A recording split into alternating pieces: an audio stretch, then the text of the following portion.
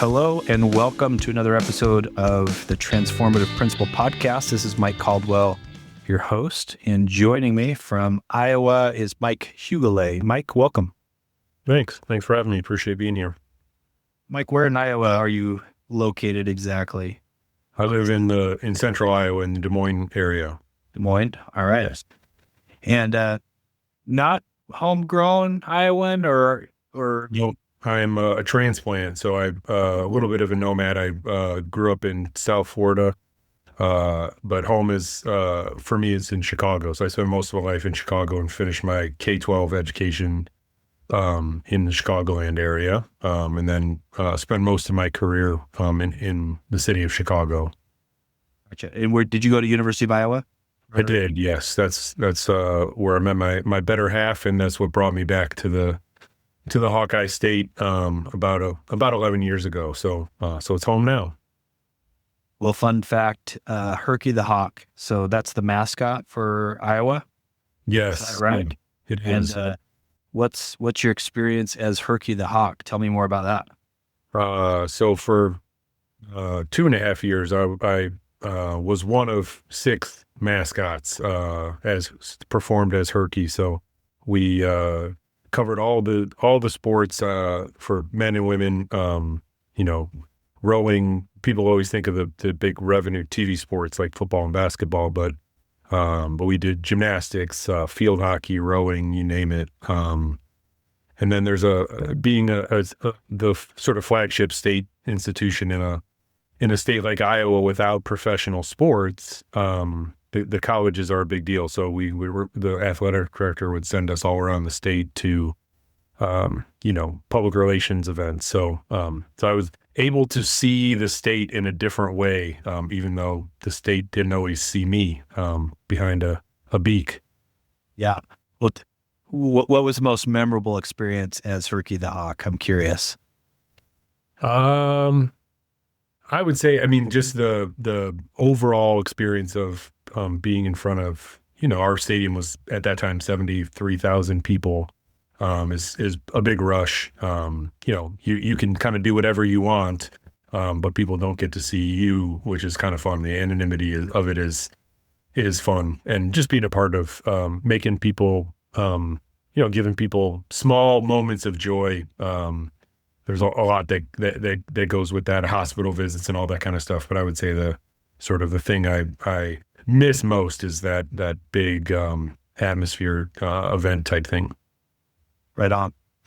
Well, I'm a big former high school wrestling coach, and so Iowa, to me, I always think of their wrestling program with Dan Gable back in the day, and they're not as the powerhouse that they used to be. They're still pretty strong, of course, but I've never been to one, but I'd love to go to an Iowa wrestling match someday.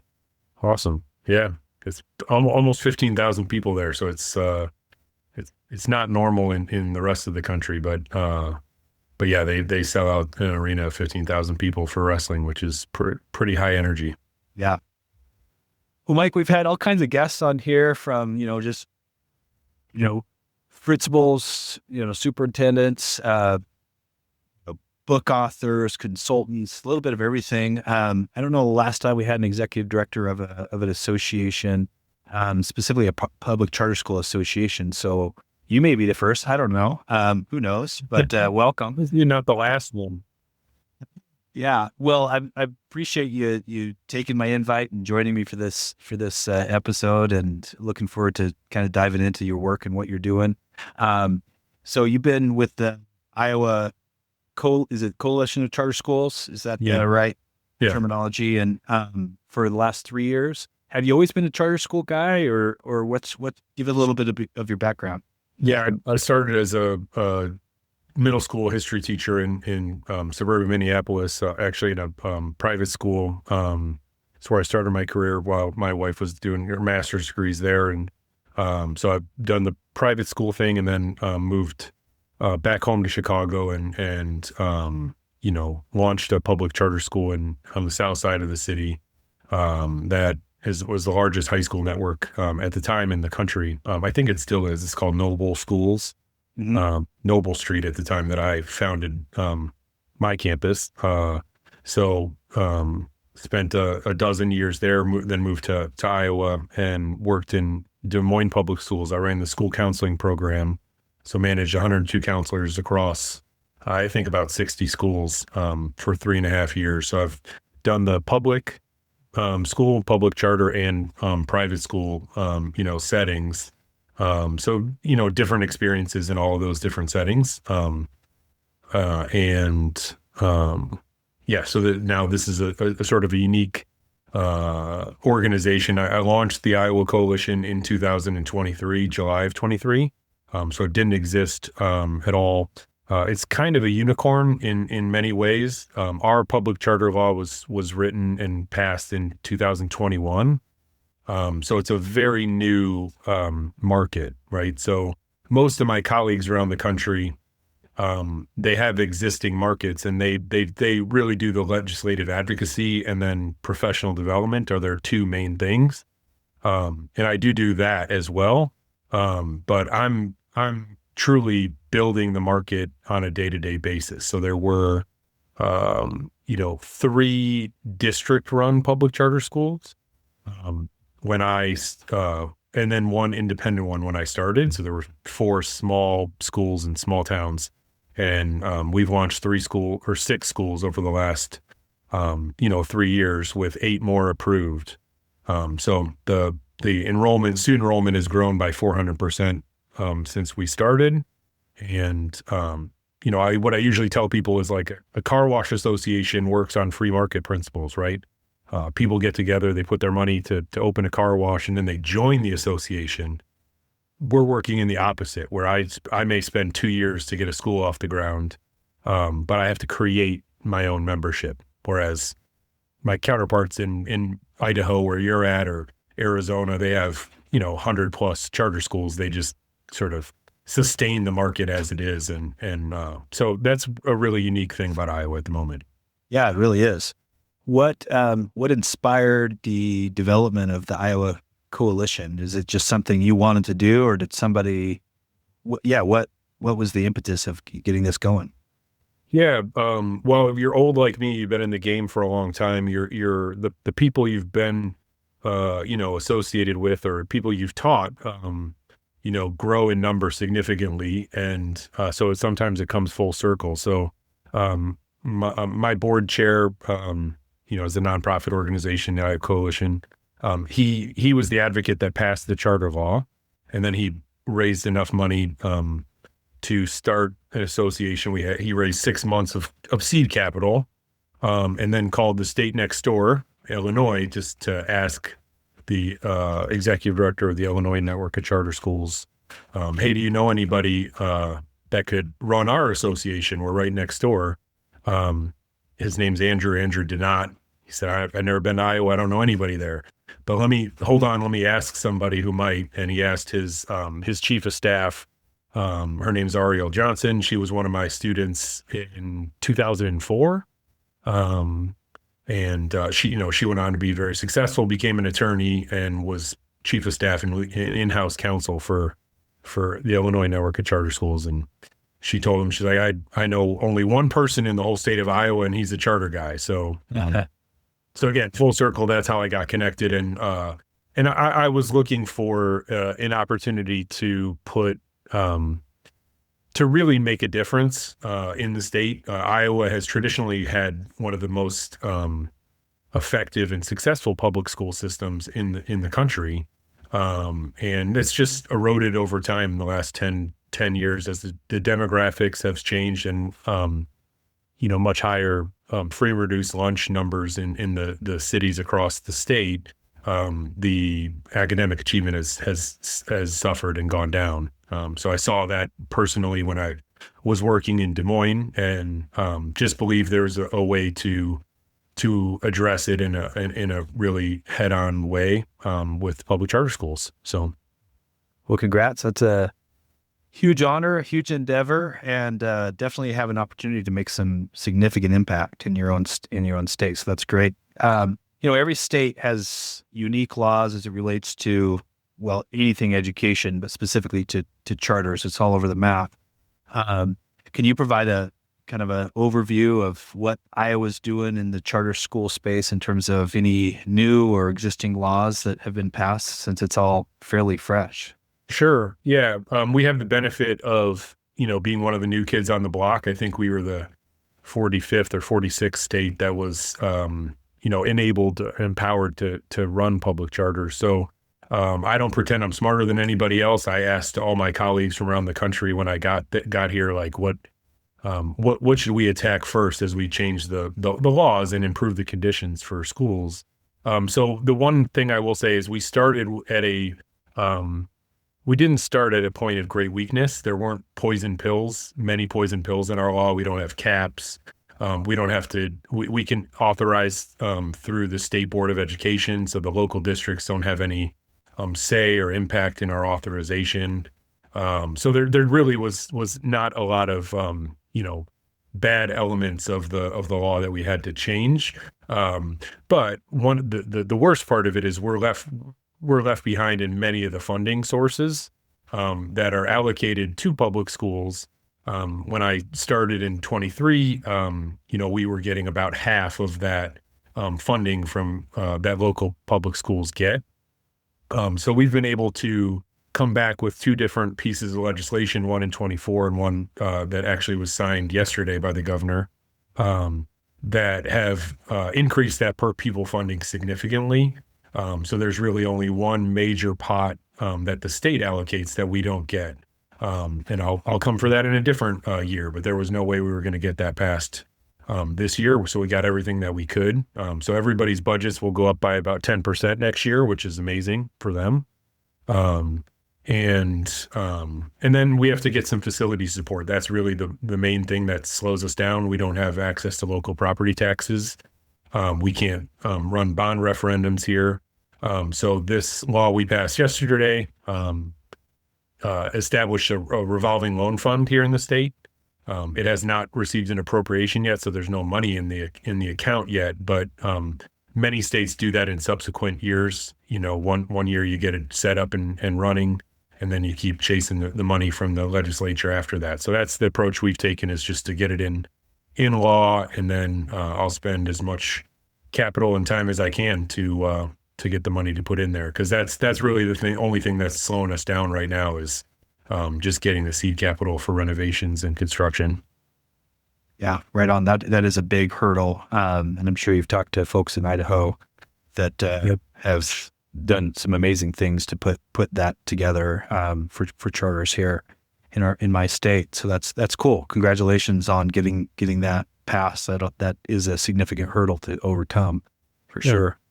Well, give me a feel of the scope of how many charters we talking about in the state of Iowa currently, and what's in maybe year 0 or even -1, like kind of where you're at in the development of new schools.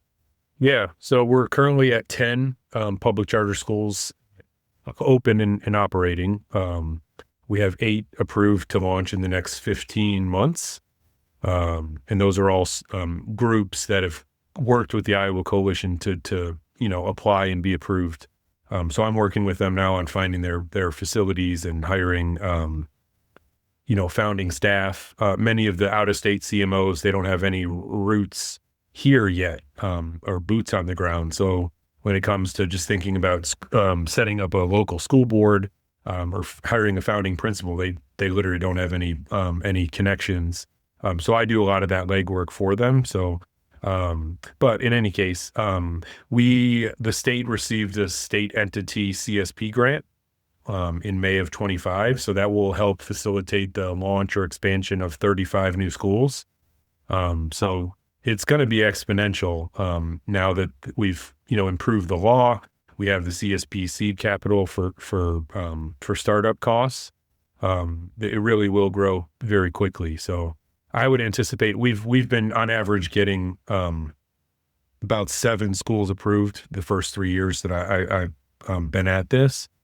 So I would anticipate that we have at least that much, if not 50% more each year from this point forward, just because the conditions were not as good, and that's changed. So I literally have gotten calls already in the last 2 weeks since this bill's been moving forward from groups that I didn't even know who they were, but they're interested in coming to Iowa now.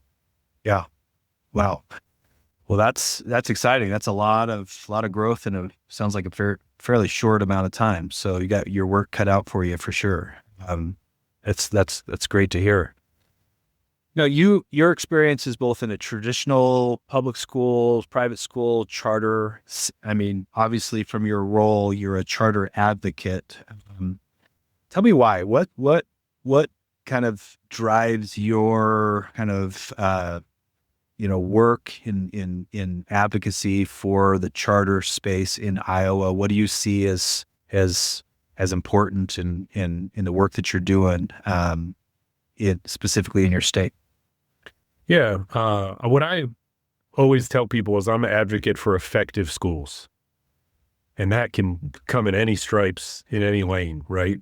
So I'm by no means in any way against traditional public districts. Definitely not against private schools. We actually have universal ESA here in Iowa. And the bill we passed actually opened up a second enrollment period. It was like a major omnibus bill for K-12 education with homeschool priorities, private school, and charter school. But as it relates to your question, one of the things that I see as a benefit to the public charter sector is that the red tape to get things done is generally a lot lower, a lot less. An example I give is the amount of hoops I had to jump through when I was in Des Moines Public Schools to just get a basic decision approved for hiring and for whatever I wanted to do with my team as the director of the counseling program. Everything was glacial, right? And then oftentimes by the time you got the approval, you might have missed the window to actually get a new initiative moving, right? And because the sense of urgency is there for charters, if you don't succeed, if you're not meeting student outcomes in your performance metrics, the state closes you, right? I fundamentally believe that's just the way it should be for everybody. I know that's not how it works for private schools and traditional publics, but per se. But I do believe that everyone should have the same type of performance metrics, and that should be student driven, right? So what I tell people is I don't believe charters are quote unquote the answer. I just believe they are a major part and serve as a catalyst, really, to getting innovation going. And I do believe the rising tides rises all boats. I'm not naive that there's challenges that come with setting up new schools, and that often leads to traditional public schools closing. So it's not a panacea by any means, but I've seen it work in some of the most difficult conditions in the country in inner city Chicago. And if it can work there, I believe it can work in rural Idaho or rural Iowa, Yeah. Yeah. It's, in my experience with, in a couple of years working with charters here in Idaho, I definitely see there's some advantages that when you're starting fresh, starting new, there you can move and kind of create the vision, and you can move faster in a lot of ways and do some innovative things without a lot of the friction that you end up with, starting with, trying to move, a entity that's, been established for, hundreds of years or whatever the case may be. So I see the advantages of kind of starting new and starting fresh, obviously. What do you see as maybe the disadvantages that charters face? Obviously, you mentioned the facilities and that the difference in kind of a acquisition of funds for facilities. What do you see as maybe some other disadvantages, and maybe also touch on what do you see as some advantages of kind of in the charter space? Yeah. I'll go with the disadvantages first in no particular order. I mean, funding is always one of the main ones, right? There's very few states that are at full per pupil parity. Very few get local property taxes, so that's obviously one major challenge. Facilities is the next one. Where I live, they just passed a $265 million bond referendum, which that wouldn't be very big in a city like Chicago or LA, but in the state of Iowa, that's a massive amount of money, right? Um, so, but they'll put that all into capital improvements for facilities. So that's great. I'm not against that, for the record. Like, that's a necessary thing for that school system. And I have nothing against that. It's just, we can't do that. We don't have the ability to do that type of thing. Right. So, and then I think public perception, right? Just the ignorance of what a public charter school is. I go to the state legislature to advocate on our school's behalf, and everybody assumes, even the people on the education committee, that the word charter means private. Yeah. Like that it's synonymous with private, because I just don't know what charter means, right? So I have to re-educate everybody literally like almost everybody in the state. The word charter is synonymous with contract. It's not, has nothing to do with ESAs, right? Has nothing to do with private schools or religious schools, for that matter. Again, nothing against those schools. It's just, that's not our identity, and that's not the legal framework we operate in, right? So I would say those are the major disadvantages. One more along with that, just public ignorance to what we actually are and what we are not. That's an uphill battle in winning the hearts and minds, right? So I literally win over one newspaper and one city council member at a time. And that is literally a true story. I've been working on one of our major newspapers in the state for almost 3 full years now. And for the first time, this education reporter agreed to do an interview with me tomorrow. She has not written a positive story about public charter schools in 3 years. I've taken her on tours of multiple of them. And I've killed multiple stories that she's called me about, saying that she thought she was going to write a negative story. And then I answered all her questions, and there was no story that came out, because, there was no story there to be had. Right. Yeah. But somebody, puts misinformation in there about what charters are and what they're not. Right. So those are the disadvantages. Again, I think the advantages, as I said earlier, less red tape. We traditionally have non-elected school boards. So they're just volunteers, like people who are overseeing Make-A-Wish, right? So you just look at it from a perspective of what's the best thing for the mission of this school, as opposed to, well, this is a stepping stone for me running for city council or running for then state government or whatever. And many school board members do that.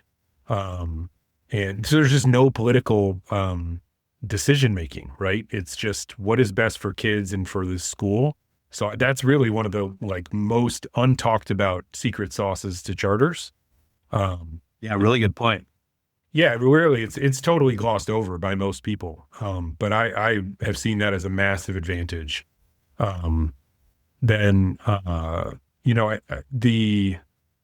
are the lane for the irrational person. And I mean that in a good way, right? So you think about it from a 30,000 foot view. Public schools exist.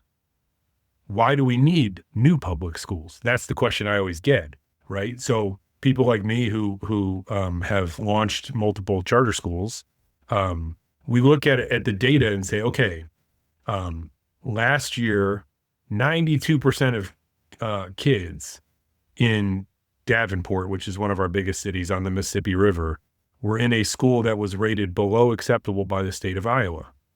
That's just not okay, right? You shouldn't be sentenced to a mediocre to below average education because you were born in a zip code. Just whether that's in the middle of nowhere, Iowa, or Miami, where I grew up, that's just not okay, right? So, but that's the reality, and the data, it says that. So guess what? We launched a new public charter school there this year in Davenport, and another one is opening in 3 months, because it's just not okay, right? So you attract the irrational people that are very passionate about kids and about closing the achievement gap, and those kind of crazy people like myself say we can do this better, and the kids deserve better, and we're going to put up with all of the opposition that we get from the local district, from potentially city government. Um, and we're just going to convince people that we can take care of their kids and we'll love their kids as much as they do, and do this better, right? So I think that to me that's an advantage. Is you really can attract very passionate people who are willing to say, hey, let's try something different here, right? You can find all sorts of creative um, type of school models or student supports that you're not asking the question, well, what have we always done? Or looking at the data and saying, well, this is the problem, this is the challenge. What has worked before, but what could be different? Charter schools have been around, for a long, long time now. And, I always think of, charter schools were created to kind of create an alternative, offer, or create a space for innovation and something new that hopefully will ultimately inform and change the bigger system, right? And I have my own thoughts on that, but I wonder like what you see as what are some of those things, and I know Iowa's charter space is fairly new, but you've been around charters much longer time. What do you see as some of those things that it's time that now are, trickle over to the traditional public space, whether it's law changes or I don't know, but what do you see as kind of it's time to influence or actually take these lessons learned that we've learned from the charter space over to the traditional public school space? Yeah, I'm gonna because Iowa's new. I'm gonna go back to Chicago and give you some examples. I think one thing that gets lost in many conversations is this is all about human beings, right? So the humans will go back and forth. So there's a woman that was I worked at one charter school on the South Side, and there was an English teacher on our staff that wanted an opportunity to be a principal, right? But that was not coming at our school, and it wasn't coming in our network because there just wasn't any openings. So she went to the traditional public school that was literally across the street from my where I lived, and she did a phenomenal job at that. It was a traditional Chicago public school. She took all the lessons she learned from our high performing charter network right to that school, right? The human beings will go back and forth, whether that's students or staff, because they're looking for either a new opportunity or they just want to change, right? So that I think that gets lost because it's a little bit harder to quantify. But that is really the main thing that I see is how it happens. There's I think 115 charter schools now or something like that in the city of Chicago. But there were 127 public high schools when I was there, right? So not all those charters were high school, but those lessons are going back and forth in great numbers. In a place that big, there's just a lot of that exchange of ideas and exchange of people, employees moving back and forth. So an example, to link the two worlds for me, when I was leading the counseling program in Des Moines Public Schools, we needed, the city has changed here. There's a lot more poverty and violence and crime comes along with poverty, right? So we were looking for trauma-informed care and to training for counselors on that. Well, when I was in Chicago, the counseling program there was sort of, let's say ineffective, just be nice and polite, right? But Des Moines Public Schools hired the team from Chicago Public Schools counseling to come do the trauma-informed care training here because they've done such a great job there, right? That was one of the ways that they could be competitive is they raised the bar with their counseling program to help keep student retention in their schools. And then that ripple effect came all the way across the river 300 miles away, right? Like that's a real thing happening. And I believe that's how it should be. We should just help each other on how what's the best way to serve kids. If you learn something that can help me, then great, let's share it. So Yeah. hope that makes sense. Yeah. I'll pose a question. Again, my experience in charter schools have the I guess, flexibility of capped enrollment, right? They can set their enrollment to X amount. Yep. And, if then they get a waiting list, right? Of Yep. whatever. And that's a key difference that oftentimes I think is also overlooked between charters and traditional public schools. Traditional public schools don't have that flexibility or the authority to cap enrollment. They take whoever they get. Now, in both cases, they're funded similarly on a per student basis. So enrollment grows, their funding grows, and they adapt. I see that as an advantage of charter schools to a certain extent because they build a certain building and they're built for a certain size and they can kind of hold those class sizes kind of to a certain threshold based on that those caps. So that is an advantage, I believe. Do you see that as an advantage? And if it is there some way to translate that over to a traditional setting? Yeah, I mean, I would say it is an advantage. I wouldn't run from that. I think that it provides some stability in the sense that you don't have to adjust your hiring model. If you have a waiting list every year, you're going to hit your enrollment target and you're set, right? I mean, that's the advantage. What I would say though, and this is like the biggest soapbox I've gotten on in my whole career, is that there is nothing stopping traditional public schools from organizing themselves differently, right? There is very little creativity that I've seen really anywhere, and I've lived in 4 different states and went to public schools in 2 of those for my own education. And I'll give you an example. So the town I live in, very effective school district, but it's very common setup to the rest of the country, right? There's 5 elementary schools, and they make sure that each one's roughly 600 students each.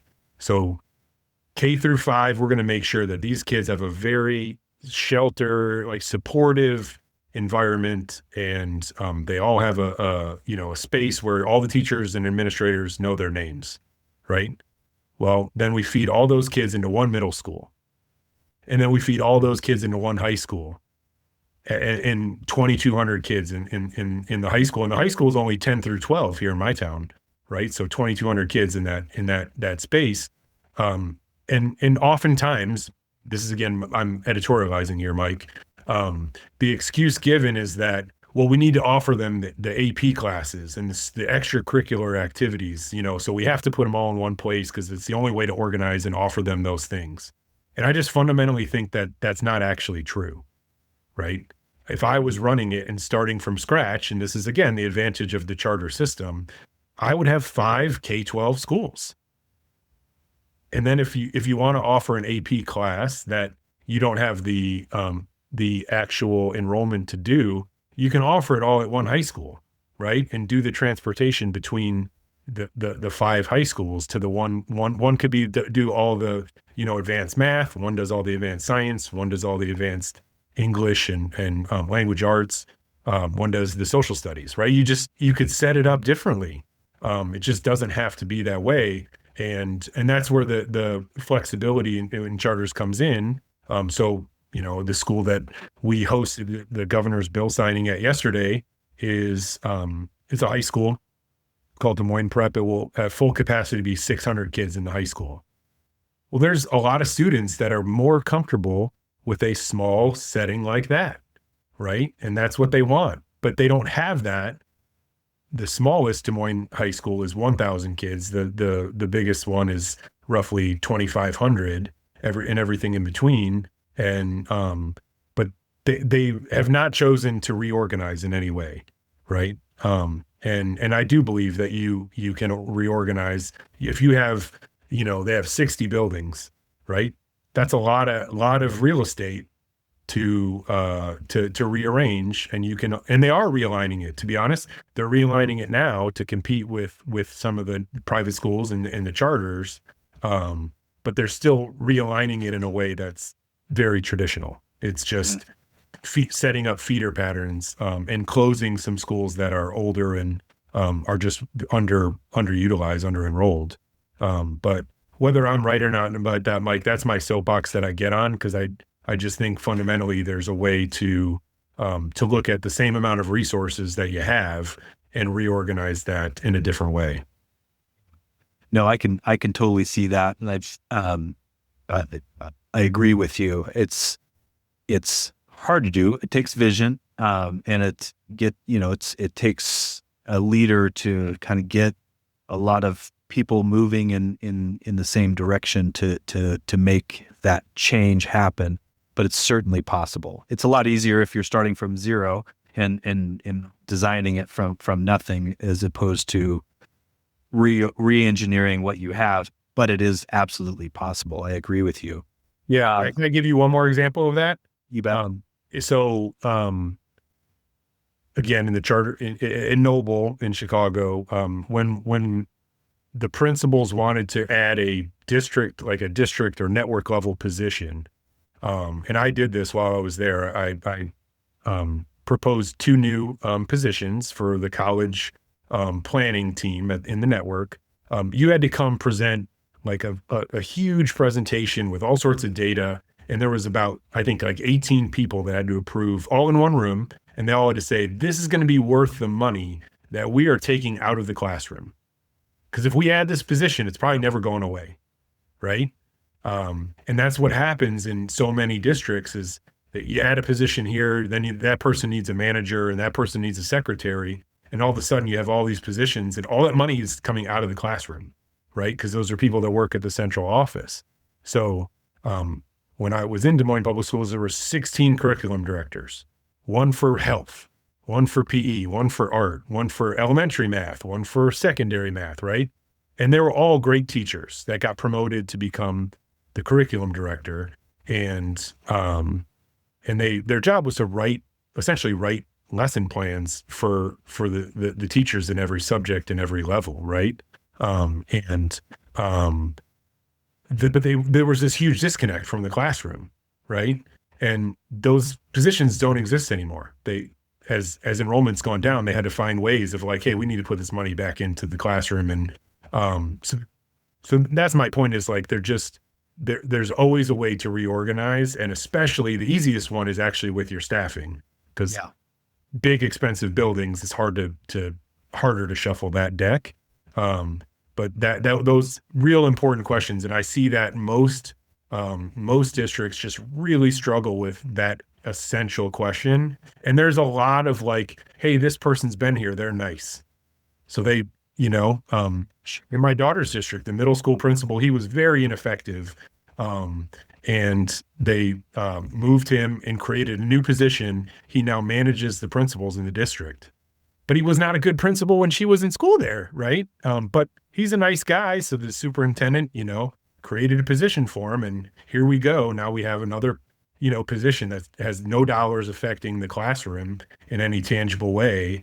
And they can get away with it because they're not having enrollment problems, right? When your enrollment is hit, then all of a sudden these positions really come into question of like, wait a second, we should be asking every year, what's the best way to serve our kids? And charters are forced to do that in a way that, whether it's fair or not is another story, but they are asked to do that. Yeah. I think both are great examples, kind of rethinking kind of facility use and structure, as well as human resources and how you're using them. And I like that kind of litmus test of every position you add is more money taken out of the classroom. And so being really conscientious about, where you're putting resources makes sense. We'll kind of coming to an end here, but I'm curious, the schools that you have that are opened in Iowa, any one school that jumps out that you want to talk about, kind of anything that's really interesting or innovative or, Sure. or anything like that you'd like to share? Yeah, I will. So there's a trades school called Great Oaks High School. One campus in Des Moines. They're opening a second campus this year in a town called Davenport, and their third campus is already approved. credit recovery school. So their target student is an opportunity youth who's dropped out. They've left the school system, right? So they just have a really interesting model. They're supported by a parent organization called Oakmont Education in Ohio. They run 20 plus of these credit recovery schools all across Ohio. And essentially their model is very simple, but effective, right? So these are students who weren't really into school in their for whatever reason, their first run at it. So you can't really run that same playbook back. You got to do it differently. So they to make a long story short, the students have 1 week where they're working on their diploma. It's all core classes, math, science, English, reading, all those things, to get the same diploma anybody else gets in the state of Iowa. And then the second week is workforce. So the students are in either manufacturing, construction, or healthcare. For most of those students, they have a grant that pays them as an apprentice in those areas. And so the construction kids are on the work site building a house with Habitat for Humanity. They get to do all of the trades except for plumbing, electrical, and concrete. Those are things you don't want to have messed up. So they get to watch the contractors do that. So when they get their diploma, they have a ton of job, like on the job training and experience. And then with this grant, they actually are on the job for a few months. So the employer gets to kick the tires on the student and see what's their work ethic, what's their skill level, right? And the hope is that they walk right into a job with that contractor or with that hospital or manufacturer.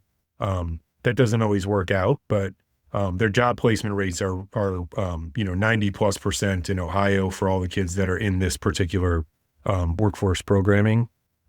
So I think it's just innovative. It really goes a long ways. It fills a niche that the traditional public school system can work with. So it's not intended to be a competitor, but counselors, when a kid comes and says, "Hey, I'm having a baby, I need to leave," right? I need a more flexible schedule than this traditional high school can allow. They can say, "Well, hey, go to Great Oaks, right? Don't drop out." They have flexible scheduling. You want to be a nurse anyways. They have a healthcare program. So I just think that's the spirit of what American school system and it should be K-12. But it is happening here in that space. I will say that the relationship with the traditional public schools is still not where it should be.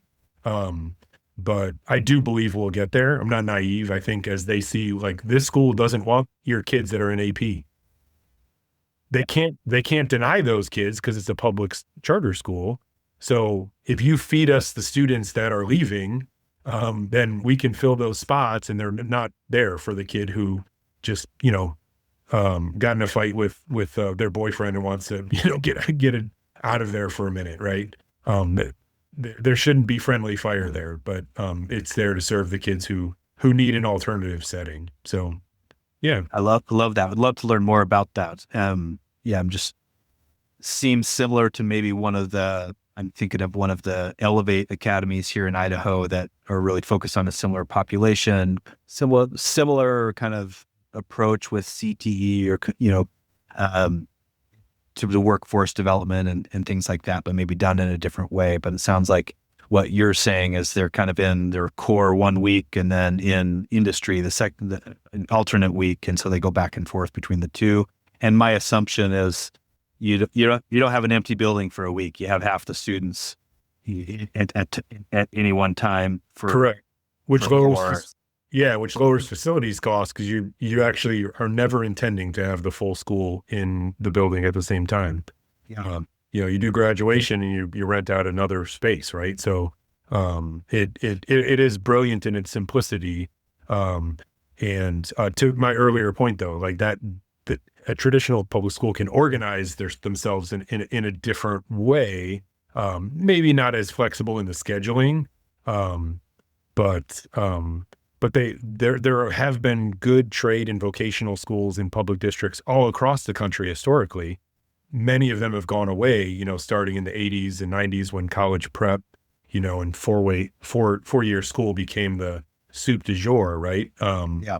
And I think that's, there's been a real loss to those students that really prefer that type of career, and need the work-based learning. They want it, and but the shift is coming back.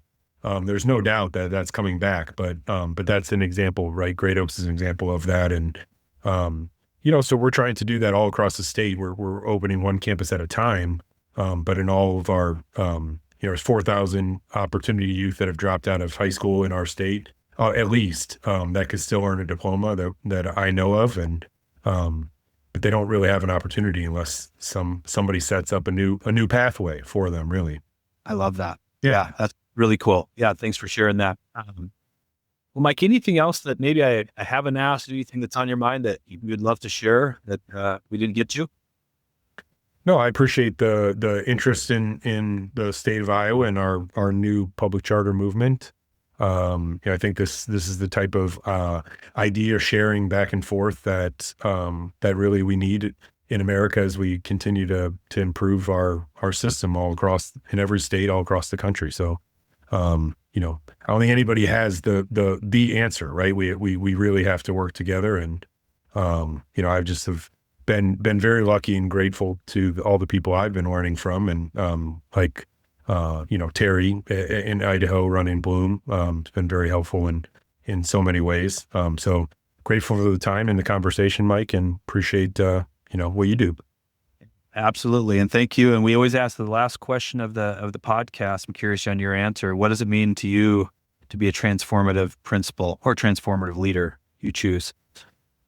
Oh man, that's a loaded but good question. I'm a data guy, right? So I would say to give a specifically a broad answer still.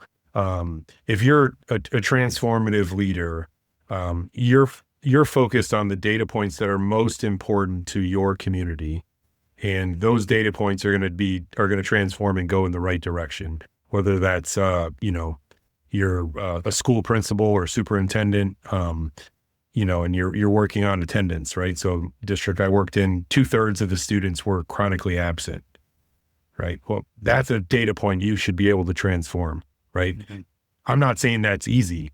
But it is something that you would take, make a target, ELL, right? There's some communities that have a very high refugee population. Grew up in the Miami area, high, immigrant population from all over, the Caribbean and South America. So maybe your ELL is what you're targeting, to have the best ELL program and accelerate students' language acquisition, right? But really dive into what's most needed and most the highest level of impact in your school community, and transform in that direction is what I would say. Yep, absolutely. Love it. Perfect. Thank you, Mike, again for being part of this. Good luck as you embark on continue this adventure, but also embark on opening new schools in Iowa and all the things that come with that. So thanks again for the work that you do. And I appreciate you being on the podcast today. Yeah. Thanks a lot. Appreciate it, Mike.